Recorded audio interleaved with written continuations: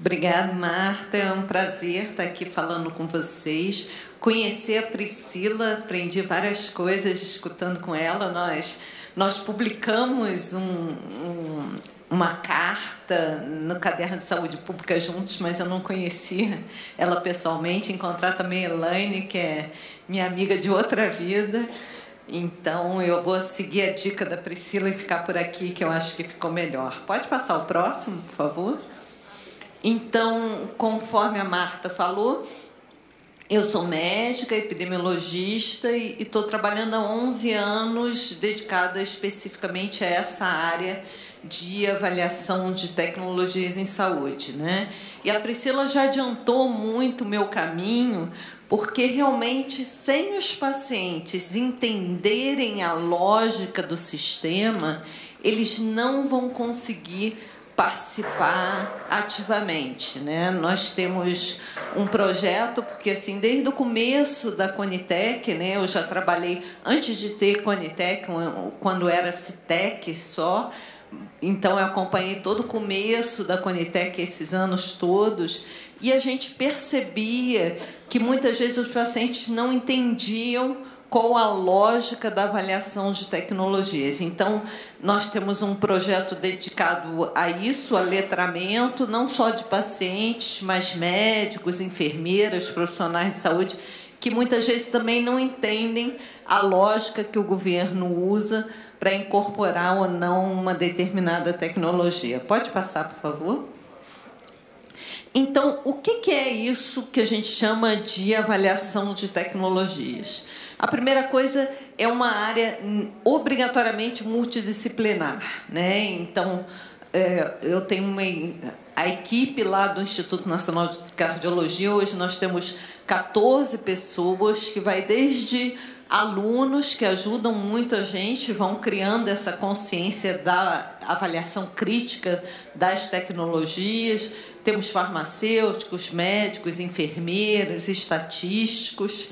E a ideia não é tomar a decisão, né? Muitas vezes o paciente fica com a impressão: a doutora Marisa foi contra, foi a favor. Não, não é isso. A gente simplesmente reúne, analisa e tenta trazer essas informações para os tomadores de decisão. Então, quem decide é a Conitec, faz a recomendação, e quem dá a palavra final é o secretário. Então, a ATS não toma decisão, né? Então, obrigatoriamente, a gente não participa dessa tomada de decisão. Então, e o que são essas informações? Eles vão avaliar a literatura, né, com a evidência científica publicada, com uma avaliação dessa qualidade da evidência, né? Não basta ter um estudo dizendo que aquela tecnologia é boa ou ruim, precisa ter uma evidência de uma qualidade adequada. E também a parte econômica. E na parte econômica, basicamente, a gente vai avaliar custo-efetividade, então, quanto você investe em dinheiro para ter um ano com qualidade de vida, e o impacto orçamentário, que basicamente é quanto o gestor vai ter que colocar para poder manter aquela tecnologia durante 3 a 5 anos.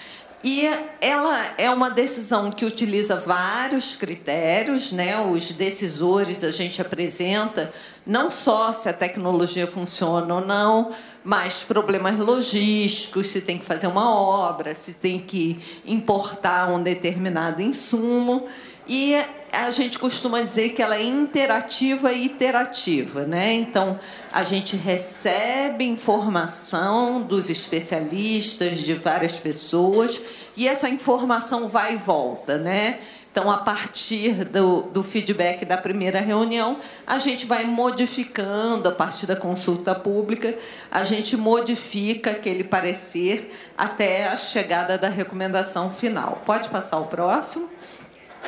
Então, aí vai estar pequenininho, talvez vocês não enxerguem tudo, mas é só para vocês terem uma ideia como o processo de ATS é longo, né? Vai desde a Anvisa, que provavelmente depois A Elaine vai falar um pouquinho melhor para vocês, né? Que a Anvisa vai fazer a parte inicial de eficácia, segurança e a precificação do medicamento, que é muito importante, que se o medicamento vier com preço alto demais, ele não vai ser sustentado para o sistema, né? Então, o medicamento precisa ter um preço justo. Aí passa pela Conitec, que vai discutir não só a incorporação, como a retirada de tecnologias que já são defasadas, e vai elaborar as guias clínicas, né, que a gente chama de PCDT ou DDT. E passa pelos núcleos, né, que são externos, né? Eles têm contratos com a Conitec para elaborar o parecer, né? Não existe influência direta. Isso é importante, os núcleos têm uma autonomia, né? Então, a Conitec ela não influencia, não diz: você tem que apresentar um resultado assim. Lógico, existe uma parte de crítica. Nós gostaríamos que tivesse mais uma informação, gostaríamos que vocês olhassem a PAC para ver quais os medicamentos. Existe uma interação, mas nós não somos reguladas nem pressionados a mostrar nenhum resultado. E, além disso, os núcleos fazem também pareceres internos para as unidades hospitalares, né? No nosso caso, nós temos também um mestrado em avaliação de tecnologias em saúde. Chega até os profissionais de saúde, né, que vão avaliar e vão ter informações na vida real de eficácia e segurança, né? Também trazendo esse feedback para os núcleos e fazer um monitoramento daquelas tecnologias que foram incorporadas. Porque a gente, às vezes, vê uma tecnologia, um resultado no ensaio clínico, por exemplo, de um determinado procedimento cirúrgico. E, na prática, a gente vê que não é bem assim. Você tem problemas, porque precisa de um treinamento muito longo. Então, esse feedback dos profissionais de saúde é muito importante para a criação dessa rede de ATS. E chega até os usuários, né, que trazem informações muito importantes, como eu vou mostrar para vocês, principalmente sobre eventos adversos e problemas logísticos. O próximo, por favor. Então, o usuário precisa entender alguns pontos, e certamente a grande maioria conhece, né?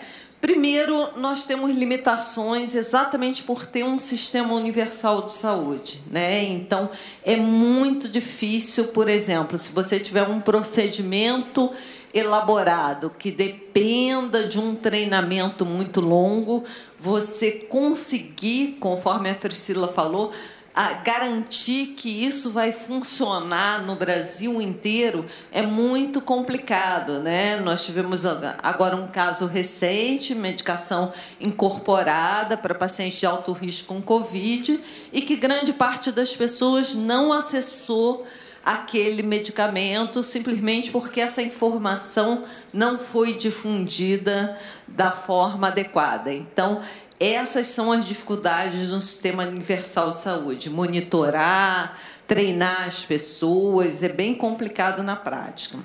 Por exemplo, às vezes você tem uma tecnologia ótima, eu trabalho também com atenção básica, e falta médico na atenção básica. Não tem um médico na clínica da saúde da família e o paciente não consegue entrar na regulação e ter acesso àquela tecnologia. Então, precisa entender como funciona o processo, né? E precisa participar ativamente. É muito importante, quando tem uma consulta pública ou perspectiva do paciente, que vocês realmente participem. Então, pode passar, por favor?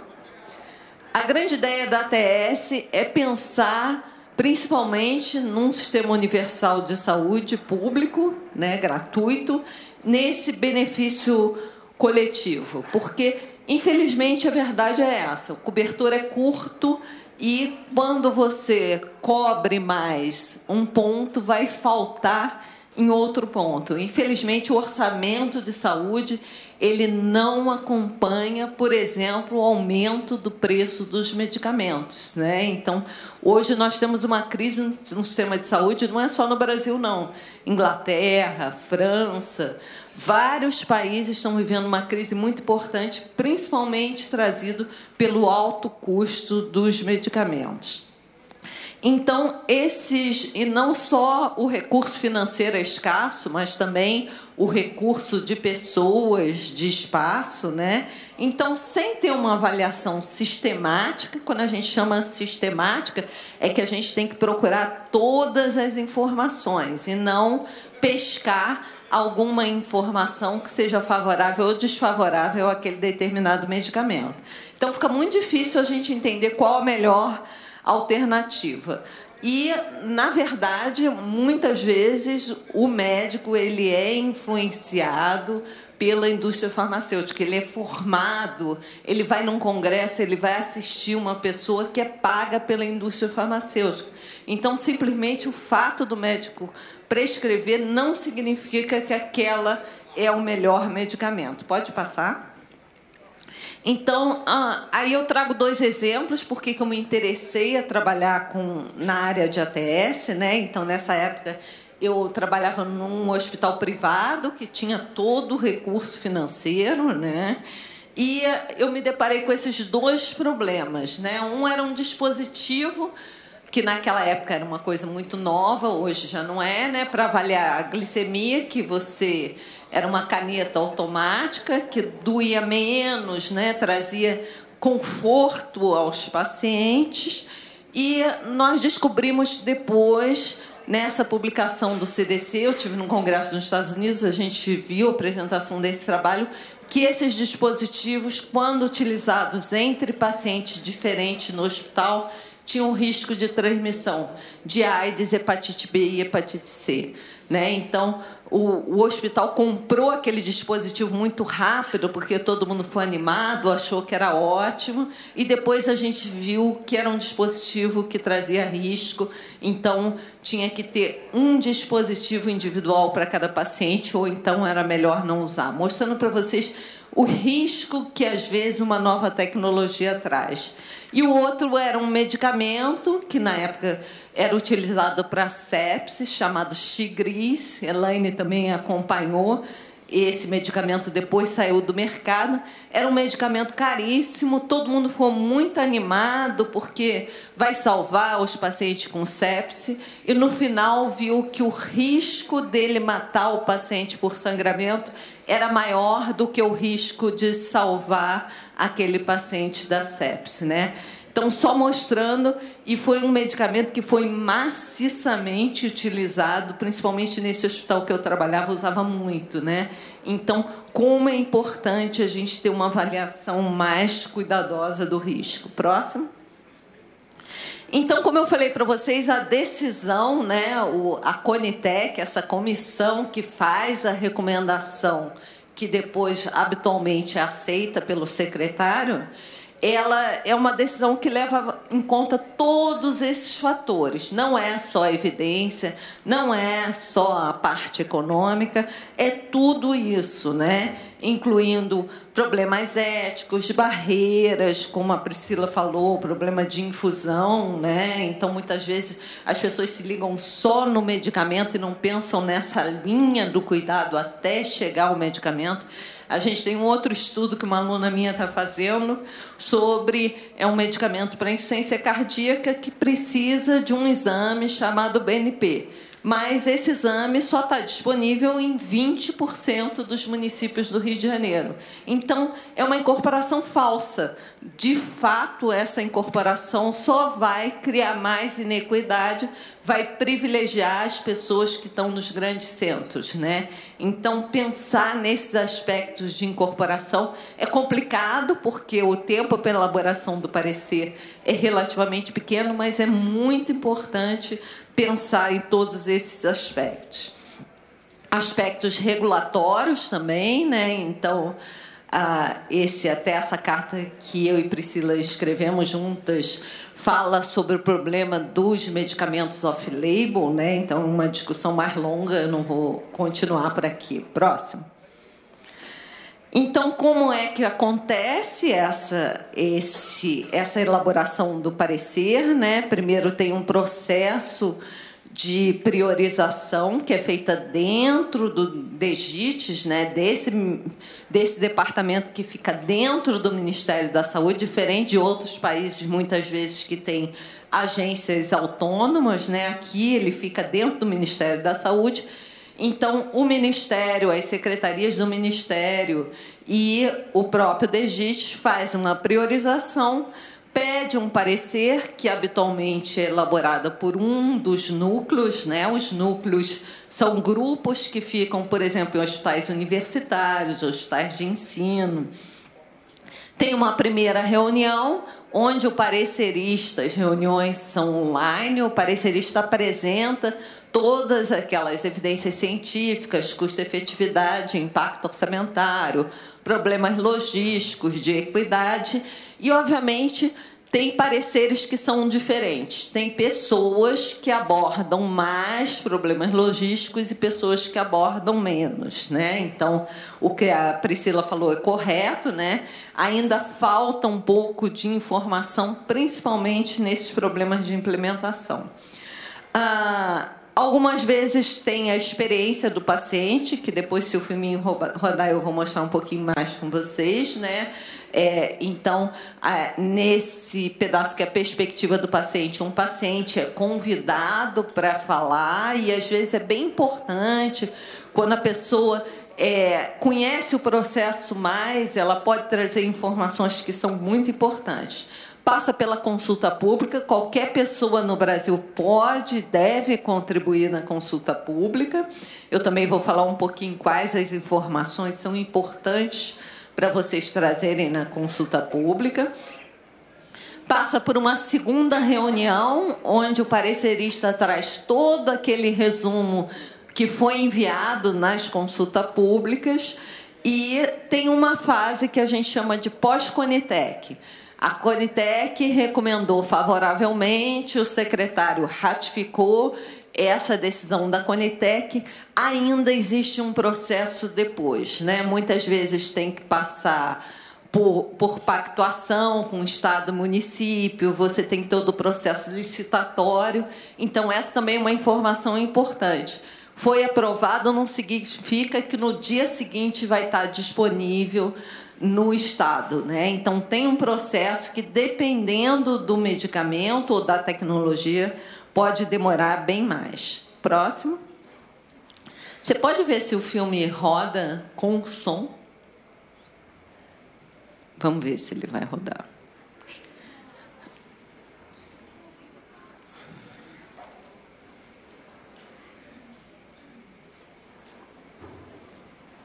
Tecnologia é sempre uma dúvida, né? Você tem como colocar o som?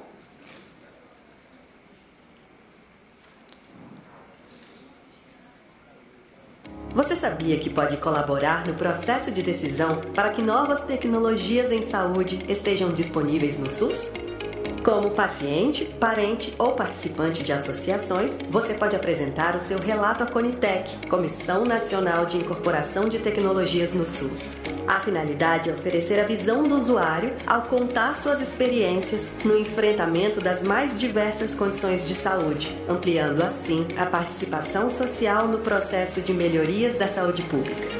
Você pode participar de duas formas: a consulta pública e a perspectiva do paciente. Na consulta pública, pacientes ou responsáveis apresentam suas experiências no uso de medicamentos, testes diagnósticos, procedimentos, dispositivos médicos como marca-passo e vacinas. Como contribuir? Relate as vantagens da nova tecnologia comparada ao que está disponível no SUS. Descreva os efeitos do tratamento, melhora do quadro clínico ou redução dos efeitos colaterais do tratamento, a comodidade do modo de aplicação, injetável ou oral, e número de doses por dia. Se teve dificuldade de usar o medicamento ou o dispositivo por falta de treinamento. Atenção! Evite contribuições repetidas. As informações sobre o que acontece com cada paciente ajudam bastante. Conte como chegou ao diagnóstico, se foi difícil ou demorado, se teve dificuldade na realização de exames, se precisou esperar para ser atendido em centro especializado. Também será importante o esclarecimento de futuras barreiras para acessar a tecnologia, como, por exemplo, dificuldades de acesso aos centros de distribuição. Após esclarecer sobre a tecnologia em consulta para a sua doença, descreva também qual o impacto financeiro e social da doença em sua vida ou na rotina de seus familiares, se precisou ter gastos com equipamentos médicos, como camas especiais ou cadeiras de roda, e com cuidadores. Se você ou seus familiares necessitaram faltar ao trabalho ou não conseguiram lidar com as suas atividades domésticas. Descreva gastos tanto financeiro como em horas por deslocamento no trânsito. Participe de forma responsável. Suas contribuições são muito bem-vindas. E falando sobre a sua experiência como paciente, ao vivo, durante a reunião da Conitec, atividade chamada de Perspectiva do Paciente. Essa conexão entre os decisores e a sociedade é muito importante ao permitir um olhar mais atento às populações de diferentes regiões do país. Para isso, você precisa se inscrever pelo link.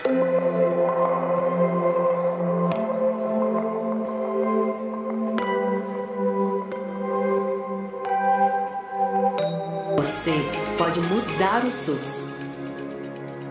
Pode passar o próximo. Então, como eu falei com vocês, nós temos vários filmes de animação, está no YouTube, vocês procurarem Participa SUS, está lá. E a ideia é justamente trazer essa informação de uma forma mais simples. Então, como eu falei para vocês, tem esse pós-Conitec, por exemplo, às vezes tem que passar pela comissão tripartite, tem o processo licitatório, que às vezes é bem complicado, e dentro do estado ou do município também tem o problema de acesso a exames, planejamento. Às vezes precisa de um especialista para prescrever aquele medicamento ou aquela tecnologia. Próximo. E na ANS, a incorporação é automática de tudo que foi aprovado na Conitec. Medicamentos injetáveis de uso hospitalar, uma vez aprovados pela Anvisa, também são automaticamente aprovados pela ANS. E o rol é uma lista mínima, né? Existem planos de saúde que oferecem medicamentos além do rol. É um processo que é mais imaturo do que o processo da Conitec, tem menos anos, então ele ainda está em construção. Próximo. Então, aí o QR Code, né? Então, como eu falei para vocês, esse projeto Participa SUS, ele é financiado pelo CNPq, e a gente tem o Instagram, YouTube, LinkedIn, e a gente posta sempre informações, explicando o que é PCDT, então falando sobre essas siglas, alguns termos um pouquinho mais técnicos, né? Obrigada.